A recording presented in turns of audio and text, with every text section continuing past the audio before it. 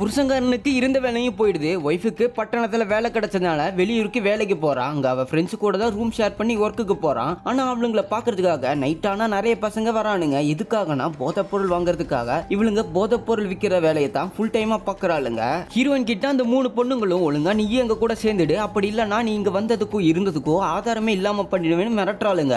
Heroine அந்த பொண்ணுங்களுக்கு தெரியாம புருஷன் கிட்ட பேசிட்டு இருப்பா. கரெக்டா போலீஸ் வந்து அங்க இருந்து எல்லாத்தையும் அரெஸ்ட் பண்ணிடுறாங்க. அந்த பொண்ணுங்களோட தலைவன் வந்து போலீஸ் பணம் கொடுத்து 3 பேத்தையும் காப்பாத்திட்டு ஹீரோயினை மாட்டி விட்டுறான். போலீஸ்காரன் வாங்கின காசுக்கு வேலை செய்யணும்னு மொத்த கேஸை ஹீரோயின் மேலேயே போட்டுறான். போலீஸ்காரனே டாக்டர் கிட்ட போய் ஹீரோயின் ட்ரக்ஸ் எடுத்த மாதிரி ஃபேக்கா ஒரு டாக்குமெண்ட்டை ரெடி பண்ணிடுறான். ஒரு நல்ல போலீஸ்காரர் ஹீரோக்கு கால் பண்ணி ஹீரோயின் அரெஸ்ட் ஆன விஷயத்த சொல்றாரு. ஹீரோவும் வேக வேகமா கிளம்பி வந்து போலீஸ் கிட்ட அப்படிலாம் பண்ற ஆள் கிடையாது சார், ப்ளீஸ் விட்டுருங்கன்னு எவ்வளவோ கெஞ்சி பாக்குறான். ஆனா போலீஸ்காரன் 2 பேத்தையும் போட்டு பயங்கரமா அடிச்சுட்டு உன்னோட பொண்டாட்டி மேல விபச்சார கேசி போட போறேன்னு நக்கலா சொல்றான். ஆனா ஹீரோயின் அவமானம் தாங்க முடியாம போலீஸ் ஸ்டேஷன்லயே தூக்கு மாட்டி இருந்து போயிடுறா. ஃப்ரெண்ட்ஸ், இதோட பாட்டு வேணும்னா கமெண்ட் பண்ணுங்க.